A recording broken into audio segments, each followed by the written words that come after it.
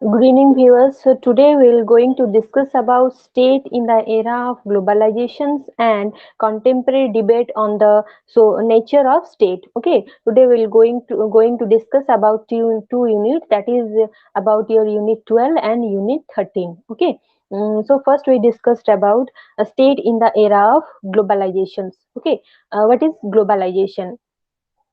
Globalization is a concept for which no standard definition can be given. Okay, this is because it stands for a tremendous diversity of issues and problems and has been interpreted from a variety of theoretical and political position. Okay, the term globalization came into force in India during the year 1991. Okay, yet scholars are agreed that it is process that is supplanting the primacy of the state by transnational corporations and non-governmental organizations. Okay, eroding local culture and traditions through a global culture and strengthening the dominance of a world capitalist economic system. Okay, hence its importance lies in the change it has introduced in our traditional understanding of the state. Okay, having introduced you to the idea of the state, its evolution, nature, function, as we already discussed in our previous classes. Okay, then what is globalization? Globalization refers to the economic, political, and cultural process through which world is becoming more interconnected and interdependent. Okay, that means total world is connected, and it may be called a global village. Okay, leading to a certain of a single world peace or system. Okay, and then once David Hill and his colleagues define it as the widening, deepening, and speeding up of worldwide interconnectedness in all aspects of contemporary social life. Okay, from the cultural to criminal, the financial to the spiritual, according to David Hell. Okay, the main actors involving in the process of globalizations are the nation states, individuals, multinational corporations, national organizations, non-governmental organizations, institutional investors, criminal organizations, mass media sources, etc. Okay, it has a dialectical nature in the form of different positions such as globalizations, localizations, unifications, polarizations, integrations, marginalizations, cultural homogenizations, cultural heterogenizations, and Americanizations or Westernizations or modernizations. Okay.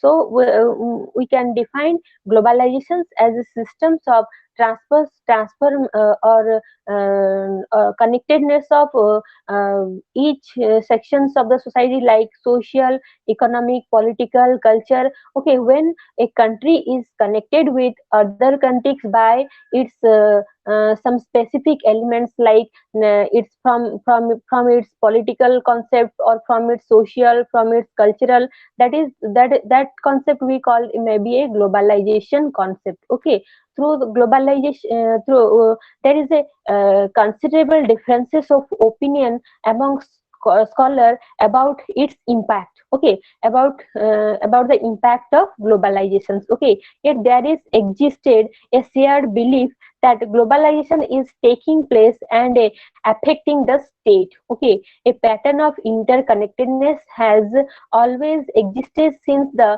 rise of the modern state in the 15th century. Okay, due to war, trade, etc. Okay, internal politics has been affected by international events and development, and interdependence of states has been stressed upon. Okay, this is reflected in the writing of Grotius and Kant, who argued that state existed within a society of states. Okay, and international law, and focused upon cooperations and coexistence of states.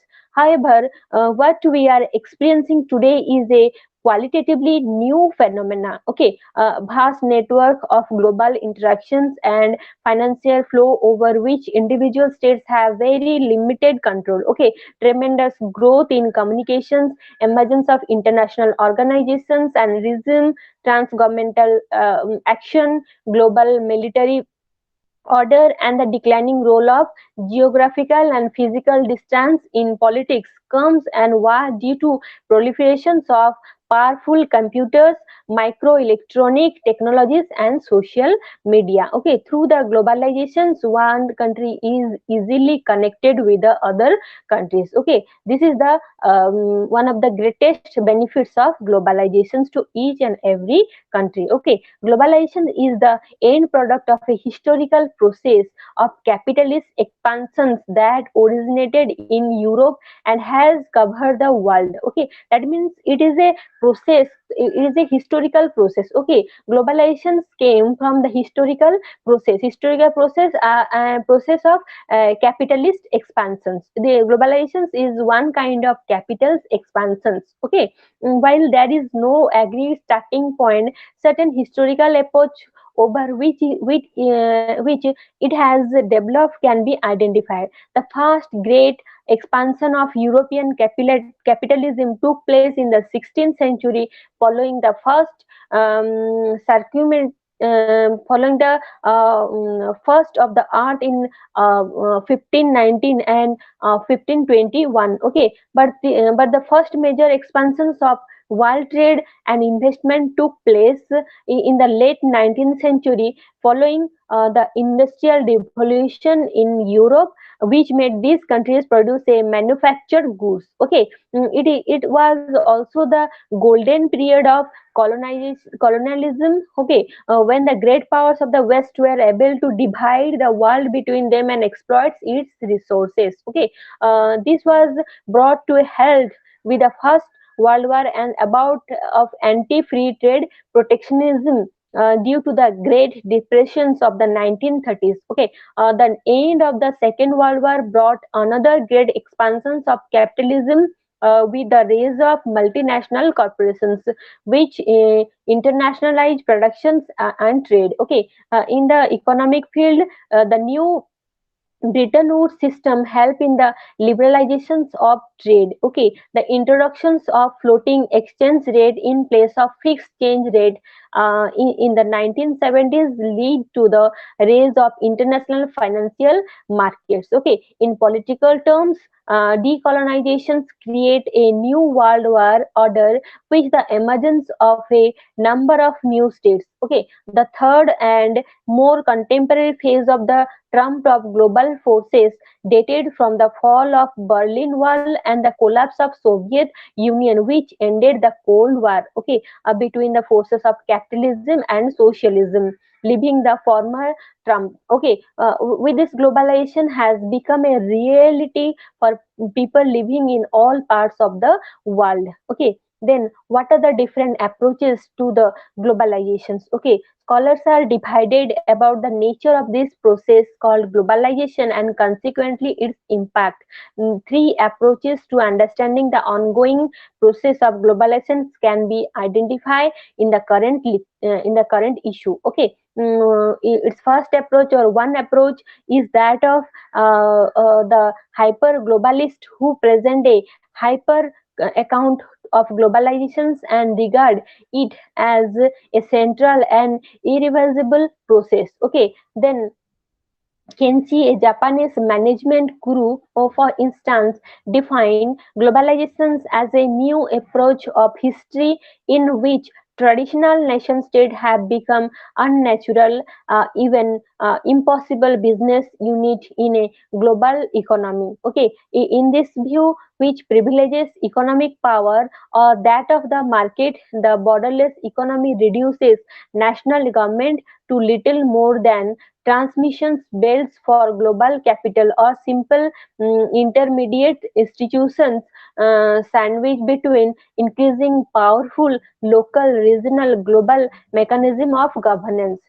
In this view, international market and multinational corporations have become strong and impersonal forces driving the world. Okay, consequently, the power of states is correspondingly declining. Okay, now power is diffused. It is the local and international that are important, not states, which have lost their earliest authority and legitimacy and have little control over what is happening with their borders. Okay, they believe that economic globalization is creating new forms of social and political organizations, international civil society and supra state government, which will eventually replace the traditional nation states as the primary political and economic unit of world society. Okay, thus the old north-south divide on the core periphery-based international relations is disappearing, and more complex architecture of economic, political, and social power is emerging. In this situation, states that do not go globalize or move with the times, okay, it is held, will be left behind. Okay, older welfare state policies or social democratic model of governance are now of no use. Okay, a new international elite or knowledge class is developing worldwide, which is equipped a benefit from the changes that globalization has introduced. Okay, that means in globalization introduce a new perspectives of what new perspectives of a group of organizations or a elite. Okay, or some new concept of knowledge to the entire world. Okay, while others are marginalized. Okay, these changes are accompanied by a worldwide consumerist ideology which displaces traditional culture and a way of life and impose a new global common identity within a global civilizations defined by universal standards set by the disciplines of markets. So the hyper-globalists believe that globalization represents a fundamental reconfigurations of human action. Okay. Then sharply opposed to hyperglobalizations is the viewpoint of scholars who can be best described as the skeptics. Okay, the skeptics argue that globalization as described by the hyperglobalist is a myth. Okay, they maintain that contemporary globalization is neither new or revolutionary. Interdependence, they insist, is not higher today than in the late 19th century, which witnessed a greater increase of trade, labor flow, and economic interdependence with much higher level of integration of states into the international system. Okay, they argue that globalization features high levels of interstate trade and the expansions of regional common markets, and like the North American Free Trade Organization NAFTA and European Union, that is EU, and that they claim actually reduce global economic integrations. Okay, further, in contrast to the hyper-globalist prevailing political rather than economic power, they feel that the latter are being native in understanding the political power of states. Okay, it is not the market that rules, but the state that regulates all economic activity. Okay, thus politics and not economics alone are important in determining the relations among states in a increasingly interdependent world. Okay, the power of states, in other words, has not ebbed. State sovereignty has not eroded, and transnational corporations remain under national control. Okay, in fact, some feel that globalization is a byproduct of the multilateral economic order created by the United States in the post Second World War period. Okay, other feel that it is a new phases of Western imperialism in which there has been intensifications of world trade and investment by the Western states who have emerged as the agent of monopoly capitalism. Finally, the skeptics point out that there has been no restructuring of the world economy. Most trade and investment still favor the north and marginalize the south, as a result of which inequalities between stronger. Okay, in fact, they feel that it is these rising inequalities which are leading to fundamentalism, ethnic resurgence, and aggressive nationalism rather than a world civilizations and internationalizations. Okay, instead of cultural humanizations, what we are witnessing is re-emergence of local identities. Okay, there is no global governance, only Western dominance, which hides behind a convenient slogan of globalizations. Okay, then a third, this is all about second approaches. Then its third approach is it's a balanced view, comes from the transformationalist. Okay, who believe that globalization is transforming the world and see it as a driving force behind the rapid social, political, and economic changes that are reshaping model societies and a world order. Okay, as I already told you, okay, in such a system there is no longer a clear distinction between international and domestic, external and internal affairs. Okay, there is a no distributions between, or there is a no clear cut distinctions between the national and domestic institutions, or external or internal affairs. Okay, in this account, globalization is conceived as a powerful transformative force which is responsible for a massive shake out of societies. Okay, economics, institutions of governance, and world order. Okay, however, the directions of this shake out remain uncertain, since globalization is an essentially continental historical process, replete with contradictions. Okay, rather than putting forward a fixed ideal type, transformations or transformationalists emphasize globalization as a long-term historical process uh, that is inscribed with contradictions and significantly shaped by conjectural factors. Okay, yet they do believe that contemporary patterns of global economic, political, military, technological, and cultural flows are historically unprecedented. Okay, they argue that virtually all countries in the world, if not parts of their territory and all segments of their society, are now functionally part of that larger systems in one or more respect. Okay, this does not mean the arrival of a global society. Rather, globalization is associated with the new patterns of stratifications in which some states, societies, and communities are becoming increasingly enmeshed in the world order. Okay, while others are becoming increasingly marginalized. Okay, thus at the core of the globalization debate is a brief that it is a reconstituting or re-engineering the power, functions, and authority of national governments. Okay, while not disputing, the states still retain the ultimate legal claim to effective supremacy over what occurs within their territory. This is verified degrees with the expanding jurisdictions of institutions of international governance. Okay, important examples include the European Union and the World, okay, WTO,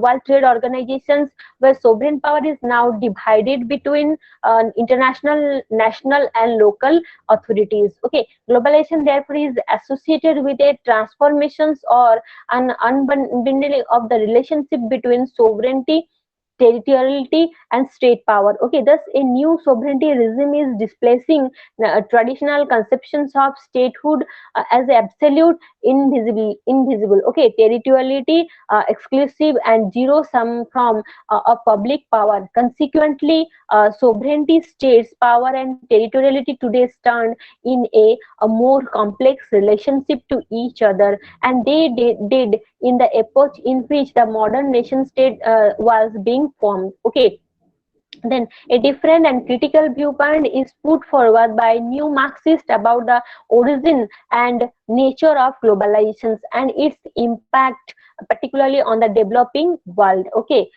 describing it as a new form of imperialism. They see that means globalizations is a one kind of new form of imperialism. Okay, they see it as an extension of a new liberal conservative policies practiced by the advanced Western countries. Okay, to put their own economics in order as well as overcome global depressions following the oil crisis in the 1970 and 80s. While these policies helped the advanced countries, it did not help the developing state, to whom there is tremendous pressure today to liberalize and privatize internally, and externally, to open their economics to the forces of globalization. For the developing world, globalization is a part of the debt crisis. Okay, in the 1980s. Okay, which lead to structural adjustment program. Many of them with the drying up of official aid in this period, borrowed heavily from commercial multinational banks, which were flush with petrodollars. Okay, inability to repay debate by some countries such as for example Mexico in 1982 led to conditionality by the IMF, okay, which was able to introduce many changes such as rolling back of the state, okay, removal of trade barriers and emphasis on export lead growth, okay, regional price control, etc., okay, which introduced a complete change in directions within the country of Mexico. Okay, in the political field, the conditionalities of the developing state have taken the shape of resistance of maintenance of democracy, good governance, and human rights. Okay, this development have led to introductions of competitive market forces and dismantling of welfareism within the developing states, okay, leading to a greater class and regional inequalities within them, okay, leaving large sections of the population such as the smaller farmers, agricultural labor and smaller industrialists vulnerable to the impact of globalizations. Okay, in India, this is visible in the suicides by cotton farmers in regions such as in the states of Andhra Pradesh, Maharashtra, and Punjab. Okay, thus globalization in the form of structural adjustment program has led to a decline to third world states and their inability to manage in a world of open economics. Okay, these states are not in a position to compete and take advantage of the new opportunities that globalization has introduced, okay, which have gone largely to the advanced Western states, and even within them, okay, is already better off sections of populations. Okay, that means for developing country, globalization is just like a challenge for them. Okay, there are some growth initially in some state in Latin America as a result of the structural adjustment program, but they have contributed to widening of social inequalities and poverty. A good example being the impact of Argentina. Okay, the impact of Africa was clearly indicated by the World Bank itself in its 1989 report on the continent. Okay, in fact, during the 1990s, the World Bank and IMF have themselves called for safety nets or policies to help the poor in these countries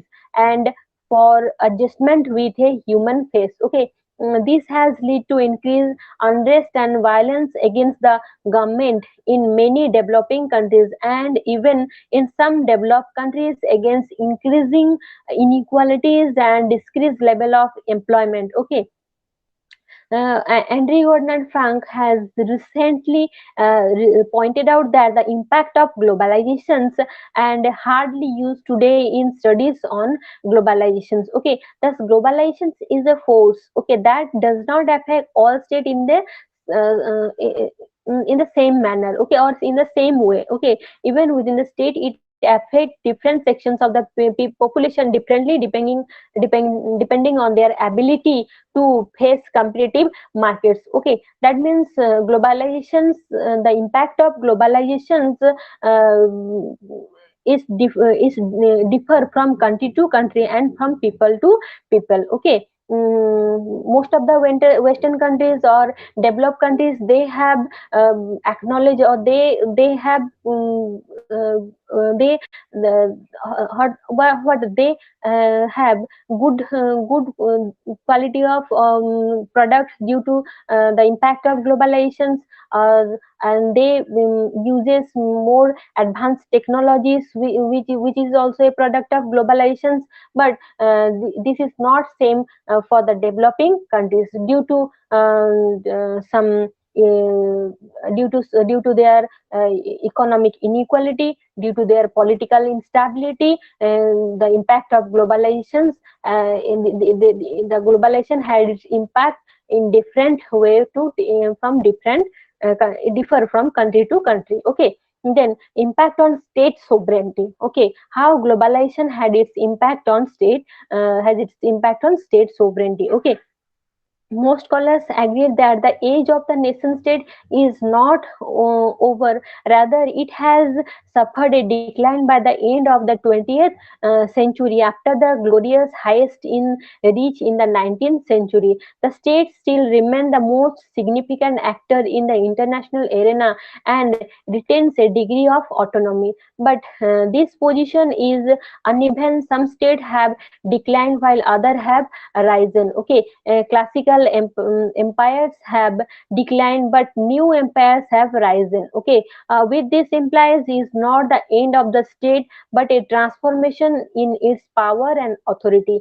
It is This is best understood by examining certain international or external disjuncture or challenge upon the sovereignty of the nation state, pointed out by the David Hell. Okay, then challenges it's a challenge from the new world economy. Okay, globalization is a challenge for a from the new world economy.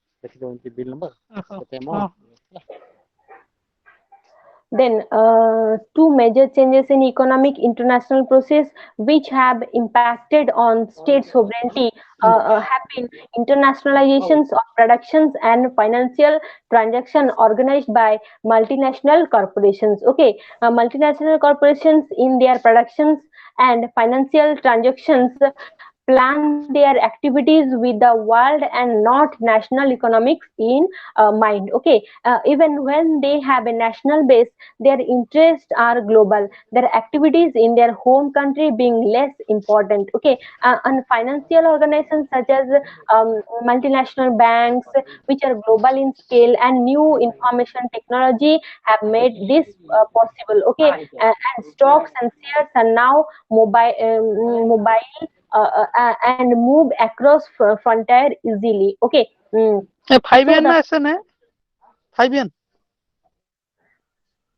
the Gopal Krishna Pradhan, Gopal Krishna Pradhan. 0234 bill number 0234 slash Okay, to be continued, then business slash. technological advancement in communications and transport are eroding the boundaries between national markets, which in the past were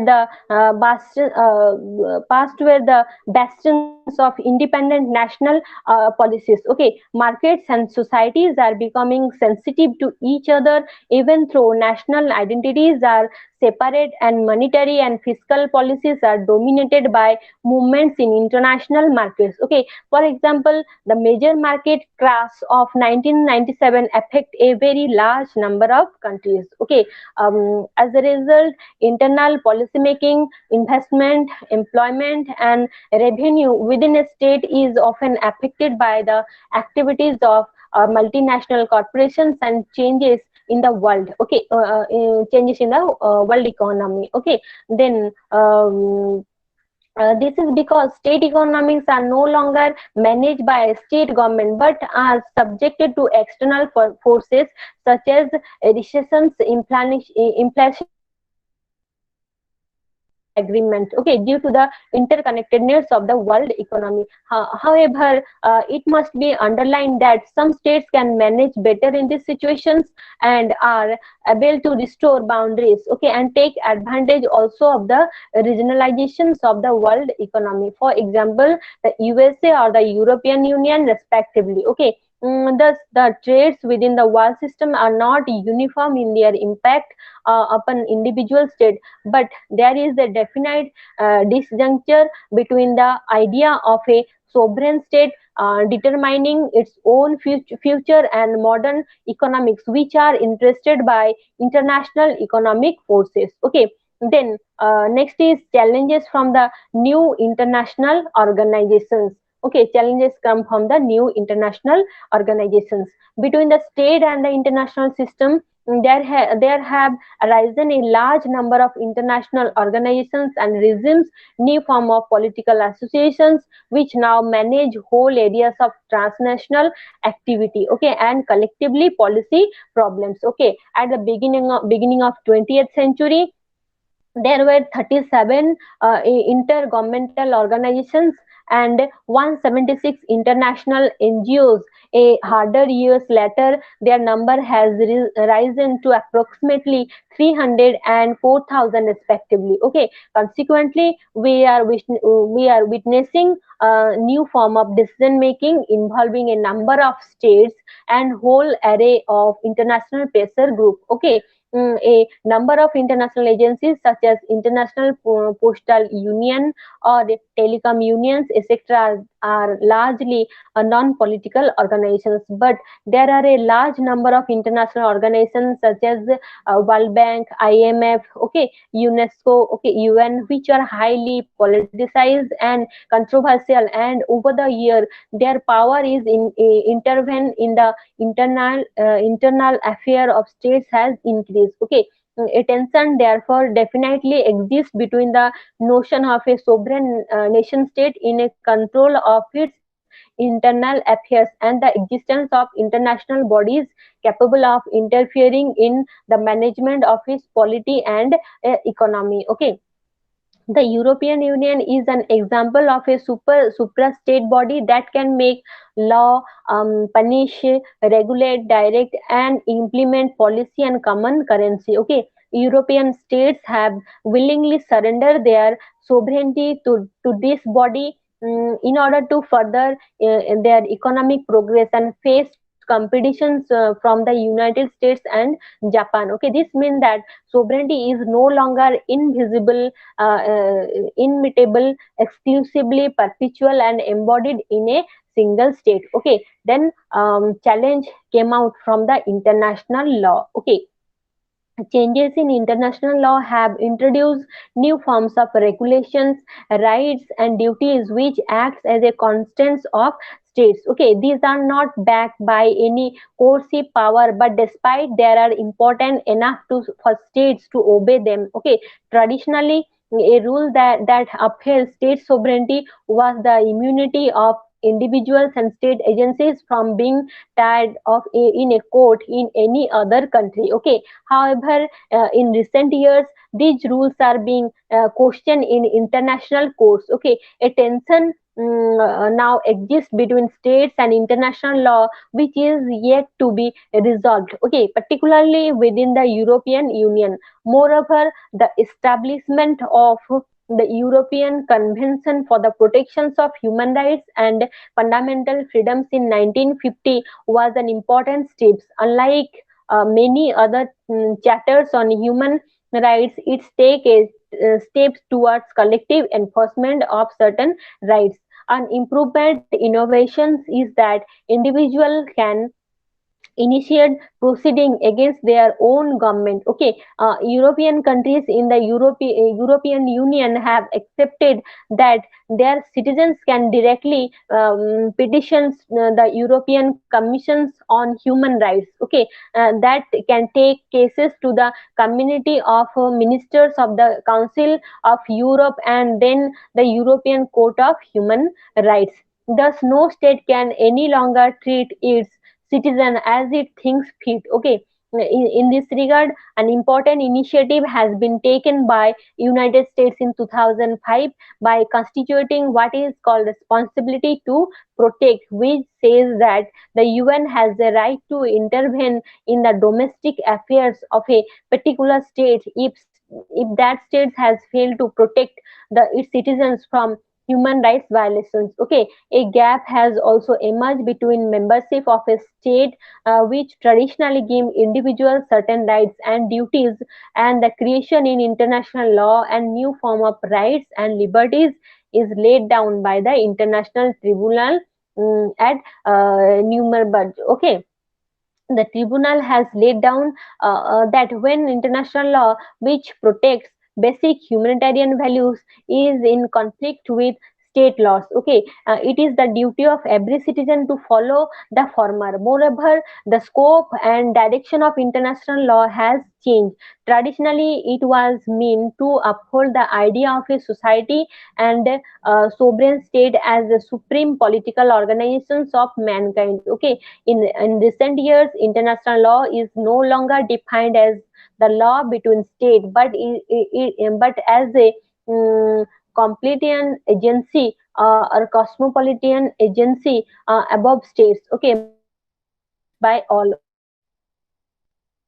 Okay, it is important to remember, despite globalization is not accepted by the all state and individual. For example, Islamic fundamentalism movements do not accept it. Okay, finally, there is a disjuncture between the idea of the state as an autonomous strategic military actor and the development of the global system of states characterized by the existence of the great power and power blocks which sometimes operates to undercut a state's authority and integrity. The existence of NATO can constrain the decision making power of many states, especially their military and foreign policy. Okay, there has also emerged the internationalizations of security due to joint use of armed forces by states, okay, which has created a command structure above the state over which they individually have little control. Okay, then impact of globalization on internal functions of the state. Okay, in democratic decision making. Okay, questions are also being raised about the impact of globalization on the international functioning of nation state. A central question raised by the liberal political theory closely related to popular sovereignty. It's about the impact of globalizations on democratic decision making. Okay, traditionally liberal theory assumed that there is a symmetrical and corresponding relationship between the rulers and rule.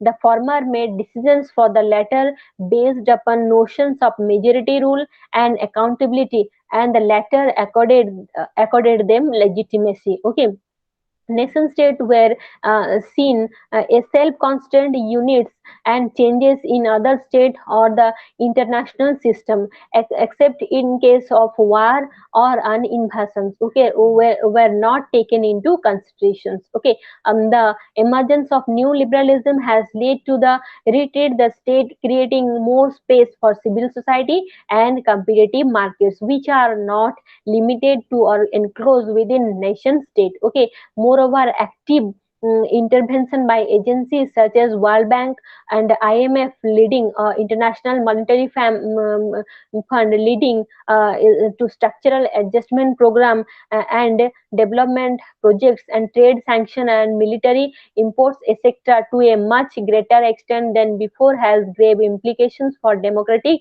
decision making. Consequently, states no longer control their own decisions and actions in the past. Okay, what this implies is a changing in the traditional notion of consent, which is an important core of democratic theory. Then its next is ethnic resurgence. Okay, a second issue is the coexistence of globalizations and accession based on ethnic identities of language, tribe, or religion, which is today questioning the concept of a homogeneous nation state based upon a common national sentiment, whether constructed out of long struggle against feudalism and the church in the West or colonial rule in the developing world. Okay, earlier scholars examining ethnic identities and their relationship with the nation state, believing that ethnic ties were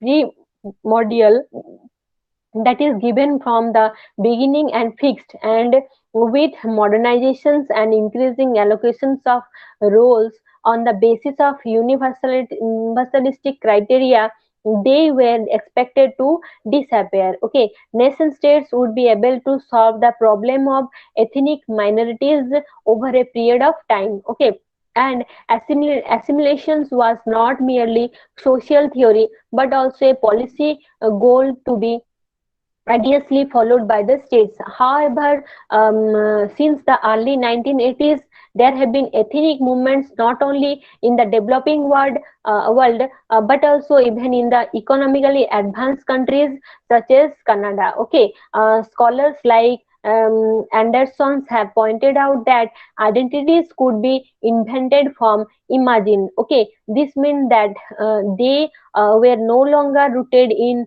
blood relationship, language, or culture. Okay, but could be constructed by social or political actions. Okay, this means that the relationship between the concept of ethnicity and nationalizations between ethnic group and the nation has undergo a change. Three kinds of assertions seem to be taking place within states. Okay, first, those based on the belief that cultural identity and economic prosperity can be maintained and or achieved by breaking away from the existing state. A good example being the from former USSR. Okay. Second, those asserting that national aspirations cannot be achieved without full independent statehood. For example, Czechoslovakia. Third, a more widespread phenomena in which state does not adequately look after the interest of a distinct ethnic group, which has remained backward and marginalized. For example, the Dalits in India. Okay, today, therefore, while globalization is the first major force posing a fundamental challenge to the state, the resurgence of ethnic identities is the second, and they often exert contrary pools. Okay, globalization promotes a global culture while ethnic identities promote the local and parochial and states upon the other. Okay, the nation states thus experiences twofold pressure from without and within. Okay, the principle of nationalism which created the state in the 19th century is no longer able to hold states together. Okay, external influences can also impinge upon the redefinitions of identities. Okay, so this is all about your state in the era of globalizations. Okay, then next two is contemporary debate on the nature of the state. What are the different contemporary debates are there in the which related to the nature of the states. Okay, so first we discuss about about the discuss about what are the different contemporary debates, or discuss about some definitions. Okay. The states is of central importance in political science. Okay, despite the fact that we come into contact with different aspects of state in our everyday lives. Okay, the state is a deeply contested and ambiguous concept. Okay, according to David Held, the British political scientist pointed out that the state appears to be everywhere, regulating the conditions of our life from birth registration to death certifications. Okay, then yet the nature of states is hard to grasp. Okay, although the Max Weber definition of states adds the human community that claims the monopoly of the legitimate use of physical force within a given territory is widely recognized. There exists an unending debate among scholars about the essence of state and its role and jurisdiction. Okay, then first we discuss about traditional debate. Okay, traditional debate on state. Okay, first traditional debate is classical liberalism. What is classical liberalism? Okay, although classical liberalism as a political philosophy has a long history than most political ideologies, as a political program it came into existence in the 19th century. Okay, who is the profounder of classical liberalism? John Locke is the profounder of classical liberalism. Besides John Locke, Adam Smith, Bentham, they are also the exponent of classical liberalism. Both as a philosophy and a political program, the core value of liberalism are individualism, rationality, freedom, choice, constitutionalism, consent, and tolerations. Okay, all the verses of liberalism, classical, modern, and new liberals share these values. However, there exists in disagreement, particularly between the classical and modern liberals, about the meaning of freedom, the role of state, and the way of realizing the freedom. Initially, liberalism as a political philosophy and political program emerged in the form of what is called classical liberalism. Okay, that means classical liberalism given importance to the individualism and laissez-faire theory. Okay, the classical liberalism found expression in the contractual traditions of Thomas Hobbes and John Locke, economic theory of Adam Smith and David Ricardo. Okay, social theory of Herbert Spencer, and a utilitarian traditions of Jeremy Bentham and James Mill. Okay, they are the profounder of what? They are the profounder of classical liberalism. Okay, and individualist also individualist theory of James Mill. Okay, and teleological theory of Thomas Paine. Its central assumption is that um, the individual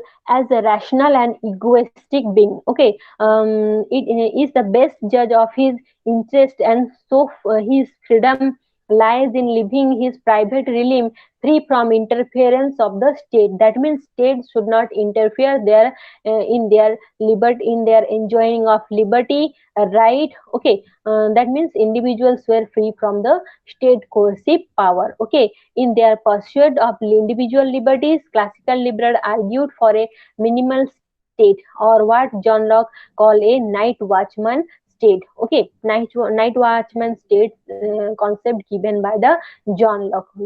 John Locke compared the state as a just like a night watchman. Okay, the negative conception of states become the ideological foundation for the emerging laissez-faire capitalism. Okay, classical liberal argue for a minimal but not for a stateless society. That means classical liberalism given importance to the minimal state. Okay, minimum role of the state, but they do not favor completely wither away of the state. Okay, classical liberals argued for a minimal but a stateless but not given importance to a stateless society. Okay, they maintain that state is what Thomas Paine called a necessary evil. Okay, that means according to Thomas Paine, state is a necessary evil. Okay, and what Herbert Spencer described as unfortunate but necessary committee of management. Okay, according to Herbert Spencer, he describes state as a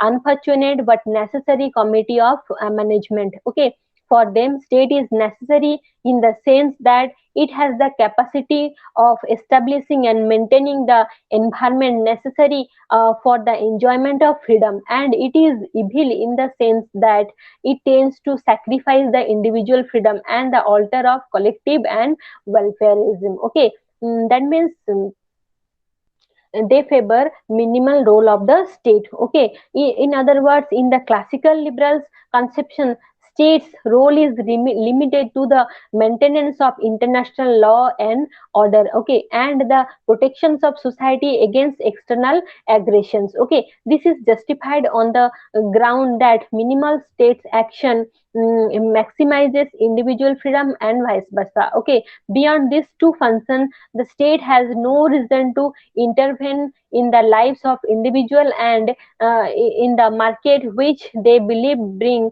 progress and prosperity when left alone by state and its institutions.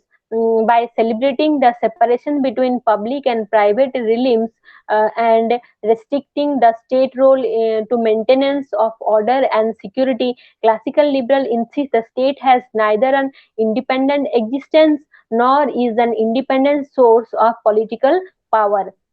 It has the promotion of individual freedom and right in a neutral manner that gives meaning and purposes to the state. Then modern liberal, okay, by the end of 19th century, classical liberalism conception of minimal states began to be questioned by modern liberal. For modern liberal means they are also positive liberals, okay, such as T.H. Green, Thomas Hobbes, J.H. Hobson, and Murray Keynes, okay, on the ground of social disadvantages and inequalities associated particularly with the process of industrializations and free market have threatened the sphere of individual freedom. Okay, unlike classical liberals, these modern liberal conceptualize freedom not merely as absence of external constraint on the individual, but at the presence of certain socio-economic and other enabling conditions which make enjoyment of liberal meaningful. Okay, that means they classical liberals give an important state, but classical liberal also told negative liberalism because they given importance state as a minimal state. Okay, whereas positive liberalism or modern liberalism they told about state as a welfare institutions. Okay, that's why they are called positive liberalist. Okay, they give an importance to the welfare state. Okay, on the basis of conceptions of freedom, the modern liberalists advocate a more positive and active role of the states. Okay, and justify the necessity of what is called the welfare state. Okay, and a state that is responsible for social emulations of its citizens. State was expected to discharge a wide range of services related to education, health, social security, housing, and so on. Okay, in other words, modern liberals see the state as having a more extensive role in removing socio-economic evils such as unemployment, poverty, homelessness, sickness, ignorance, and so forth, which they believe prevent individuals from realizing their freedoms. Okay, the state intervention is the seen not as reducing liberty but rather as expanding it and promoting justice. Like classical liberals, the modern liberals view the state in the a positive role. Okay, state intervention is allowed on the condition that it should expand liberty of the individual or liberty of the people. Okay, then next, classical pluralism. Okay, pluralism is an extension of liberal traditions. Okay, it emerged as a distinctive philosophy in late 19th century as a reaction to monism and notion of an absolute state. Okay, methodologically, the spread of behavioralism in the 1950 and early 1960 gave a concrete shape to pluralist positions. It believes that groups rather than individuals are the building blocks of politics and states. Okay, political power is dispersed among a wide variety of social groups, and state is like one of the association present in society which are independent of it in terms of their origin, existence and loyalty of member. However, state is an association of association in that its jurisdiction in compulsory over all individuals and groups within its fold. Okay, but this does not, however, mean that state has overwhelming or absolute sovereignty. Okay, state has to justify the exercise of his special power.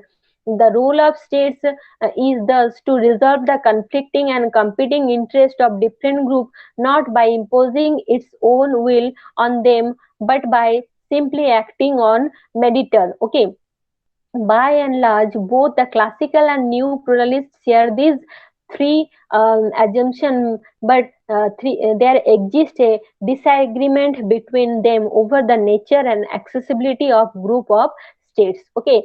Then we discuss about classical Marxism. What is classical Marxism? Classical Marxism as a dominant political philosophy and ideology, okay, has emerged in the 19th century as thought through the or liberal capitalist critique of liberal capitalist tradition. Okay, Marxism is associated in its earliest form with the work of Karl Marx and his lifelong associate Friedrich Engels. Okay, the primary assumptions of classical Marxism is the base consisting of the economy. Okay, that is economic mode of production. Okay, determine the superstructure consisting of a social, political, intellectual, religious and legal system. That means base consists of mode of productions, superstructure consists of social, political, intellectual,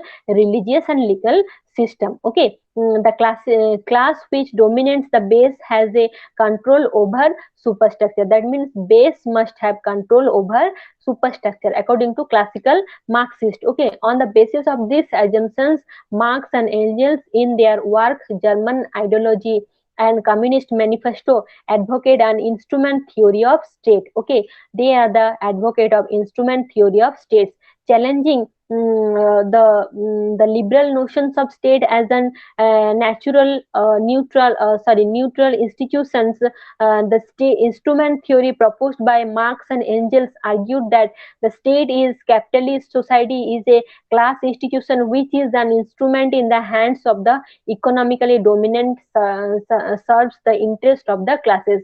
As they put in, the executive of the modern state is but a committee for managing the common affairs of whole bourgeoisie. Okay, sharing these positions, Lenin in his The State and Revolution has insisted that state in capitalist society is an instrument for the oppressed of the exploited classes. Okay, that means state is an instrument of exploitation. They always favor the bourgeoisie classes. Okay, the capitalist classes. Okay, in his word, the state is an organ of class rule, an organ for the oppressed of one class by another.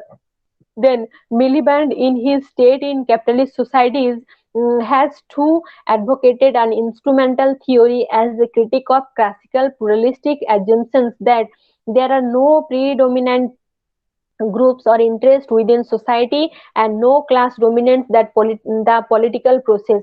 He has argued that most of the decision making positions in major state structure, government, military, administrations, police and so forth are controlled by dominant economic class, and therefore the state in western capitalist societies is not a neutral mediator among different social investors. Okay, believing the states as a part of superstructure emerge from the material base and is directly dependent on the economic, social and political owner of the dominant classes. The classical Marxists argued that state is not autonomous and has no existence, purposes, of interest independent of those of the economically dominant classes. Like other approaches to state, the classical Marxists see the state is an mm, instrument of exploitations. Okay, for classical Marxists, the state in capitalist society in a sense or in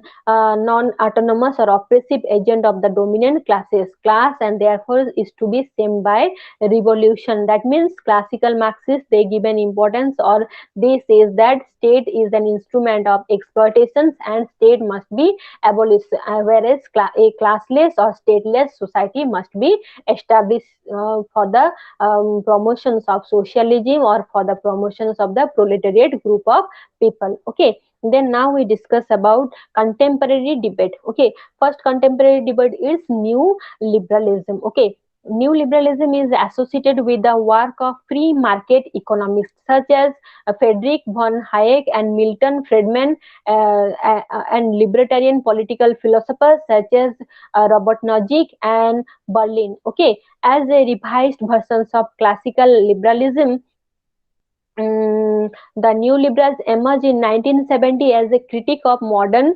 liberal notion of the interventionist welfare state that dominant the political landscape for much of the 20th century. At the core of its philosophy and political program and the ardent faith in atomistic individualism, free market economics, competitive capitalism, and absolute right to ownership of property. Okay, neoliberalism treats liberty as a primary value and economic freedom as prerequisite for other freedoms. Okay, in the light of these beliefs, the new liberals advocated a minimal state and argued that, in contrast to classical pluralist position, state is no neutral but serves its own interest. Okay, critiques the welfare states as a principal threat to individual liberty and cause of economic and other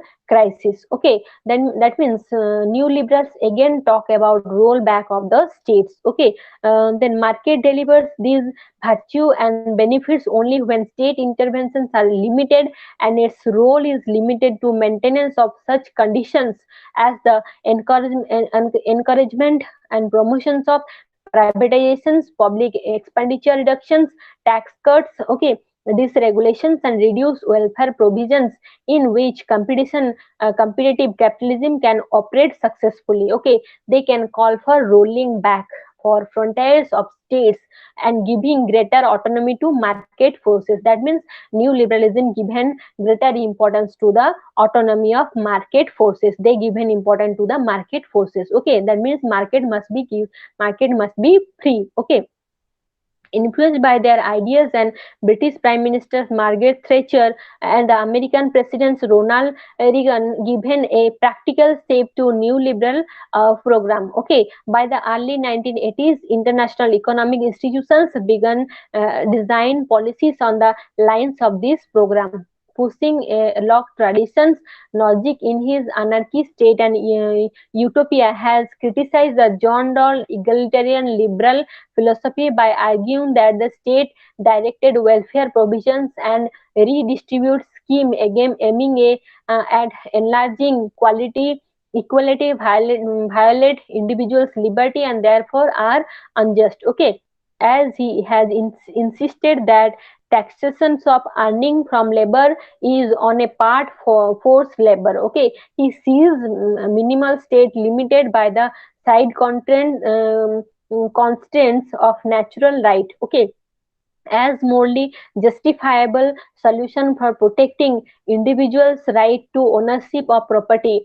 which for him is absolute and inviolable. Okay, he has conceptualized the jurisdiction and necessary of minimal state in the following words. What are the following words? Our main conclusion about the states are that a minimal state. Okay, that means new Marxist also given minimal states. Okay, minimum state interference in the market activity, and they given importance to the free market. Okay, then next about new liberalism. Okay, new Marxism. New Marxism is revised and updated versions of Marxism, okay, which reject the classical Marxist or classical Marxism's assumptions of economic determinations and reductionism in favor of relative autonomy of the superstructure. Okay, that means in Marxist theory they give an importance to the base. Base is the mode of productions. Okay, again, and superstructure depend on the base. But new Marxists, they said about that superstructure had its autonomy, okay, and superstructure did not depend on base. Okay, in the context of social, economic, and political development that occurred in the 20th century, Antonio Gramsci, Althusser, Lucas, and Polontas have defined the base superstructure formulation, representing that the political, cultural, and ideological structure as part of superstructure, okay, possess a relative autonomy within a loosely defined determinations in the late instance by the economic mode of productions. Okay, these positions of new Marxist is in relation to base and superstructure relationship has led them to argue that in contrast to classical Marxist position, state as a part of superstructure. Okay, it is not merely an instrument, a category in the hands of economically dominant class, but rather a relatively autonomous and can bring change in the base. Okay, this is all about our new Marxist. Okay, then new pluralism. New pluralism is a revised version of pluralism that has emerged in 1970 in the wake of criticism launched against the traditions of classical pluralism by new liberals, elite theories, and Marxists.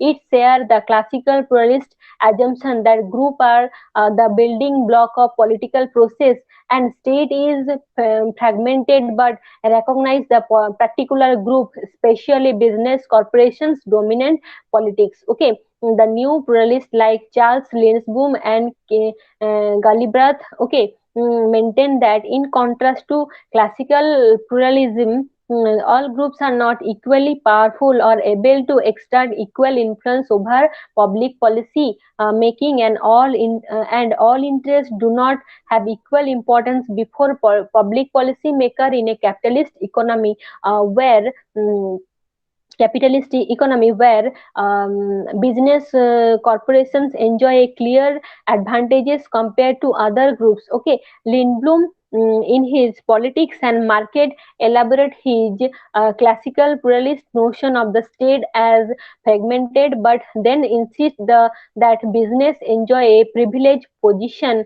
in that fragmented state. Okay, in capitalist society, the government, in order to realize its goal of economic growth and gain electoral popularity, becomes dependent on business resources. Okay, this, he argues, provides considerable space to the business corporations to advance their interest and shape state policies.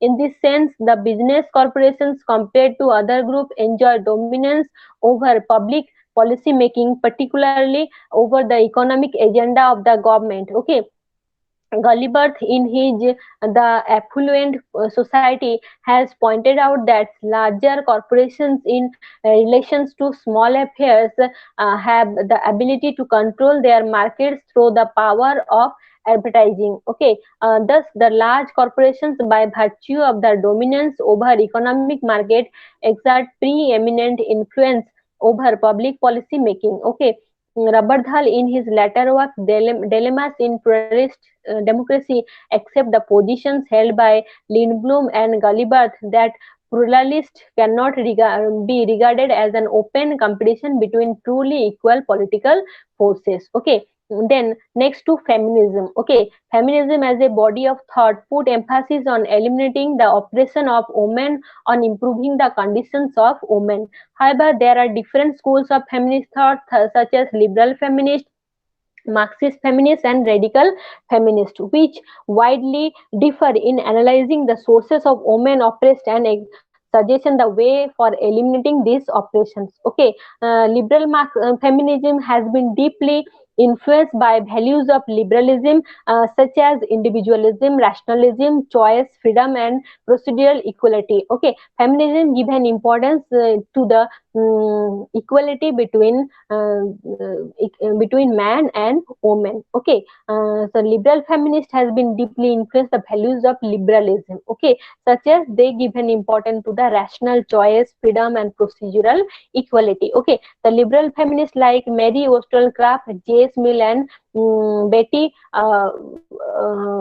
Friedan, while pursuing these values, insist that women should have the same right and liberals as men on the ground that both are human and rational beings. Okay, that means both a woman and man have equal power. Okay, then Marxist feminist is the state as a capitalist state. Okay, against the liberal feminists, the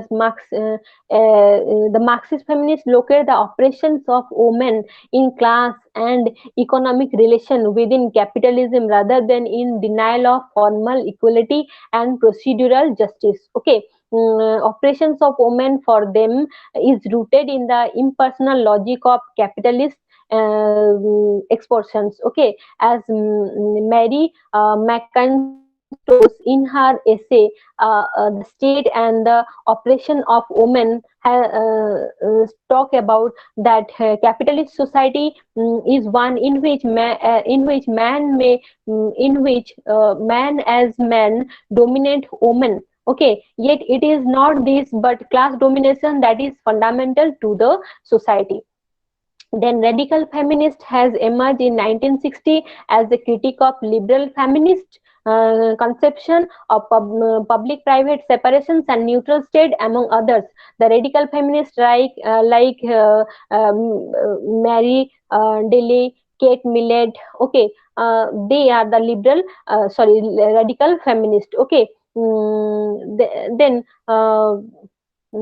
According to them, operations of women in what they call patriarchy, okay, as oppressed to legal and political equality of class conflict. Okay, by patriarchy they mean a structural dominations of man over all aspects of society, personal, political, social, economic, cultural, educational, sexual existence, resulting the subordinations of women. Okay, this conceptualizations of patriarchy has led them, while denying a public-private drive, to claim that personal is political, personal sphere as the sphere of power is the sources man domination and power, and so man dominations and women operations occurs everywhere. This is the concept of radical feminism. Okay, then communitarianism and multiculturalism. Communitarianism and multiculturalism as a political philosopher has emerged in 1980s as a critique of contemporary liberal philosophy, particularly of John Rawls' theory of justice. Okay, both communitarians such as Sandel, Walger, okay, McIntyre, and multiculturalists such as Trailer, okay, share a belief that human beings are essentially social beings and that humans are constituted by communities in which they live and develop. On the basis of this belief, they reject the contemporary liberal concept of what Sandel calls uncumbered self. Okay, or isolated self. Okay, justice as a universal value applicable uniformly to all cultures and single citizens in favor of encumbered self. Okay, and celebrations of recognitions and cultural differences and distinct identities. Okay, as far as the nature of state is concerned, the communitarian criticized the contemporary liberal theories like Rawls logic, okay, for claiming that state has no reason to apply a particular notion of the good life of people. Okay, and therefore the state should remain neutral between different and competing conceptions of the good life. Okay, commentarians argue that this commitment of liberals to state neutrality is based on the belief that individual right is personal freedom and prior to common good. Okay, Sandel has insisted that the central idea of liberal like role is that a just society seeks not to promote any particular ends but enables its citizens to pursue their own ends. Is therefore must govern by principle that do not presupposes any particular conceptions of the good. Okay, that means communitarian given importance to the community or society. Okay, if there is good of community, automatically there is arisance of good of every individuals. Okay, then multiculturalism focuses on the celebrations and recognitions of two interrelated value cultural differences and group differentiated rights. Multiculturalism maintains that the justice theories of contemporary liberals like Rawls, Nozick are based on the conceptions of single citizenships. Okay, that is, justice for them is about providing equal rights to all citizens regardless of their ethnicity, religion, race, or culture. Okay, these conceptions of citizenship, multiculturalists argue, encourage creations of culturally homogeneous society to be realized by assimilating minority cultures into the dominant culture and by ignoring cultural aspirations of such minority cultural groups as a national minorities, indigenous peoples, immigrants, and the subnational groups. Thus, they see these politics, a single citizenship essentially problematic in today's multicultural and politic society. Okay, so this is all about our multiculturalism and communism. Okay, that's all from today's class. Some important questions you maybe note down. Okay, first question is, what is globalizations and discuss its various approaches. What is globalizations and discuss its various approaches. Second one is, what effect does globalizations have on democratic politics. What effect does globalization have on democratic politics? Okay. The next one, discuss Marxist theory of states and how it is different from new Marxism. Discuss Marxist theory of state and how it is different from new Marxism. Then define the concept of patriarchy from the perspective of radical feminism. Define the concept of patriarchy from the perspective of radical feminism. Then, what is the role of state from the perspective of communitarianism? What is the role of state from the perspective of communitarianism? Okay, that's all. If you have any doubt, then you can ask me.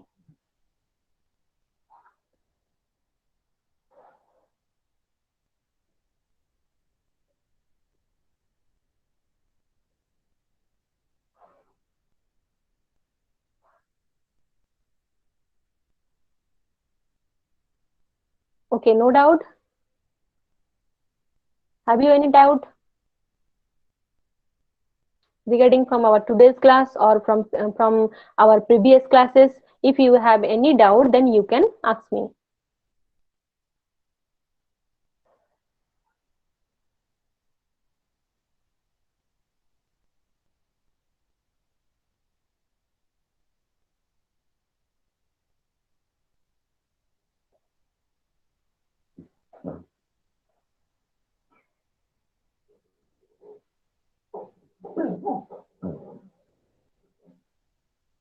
Okay, then thank you.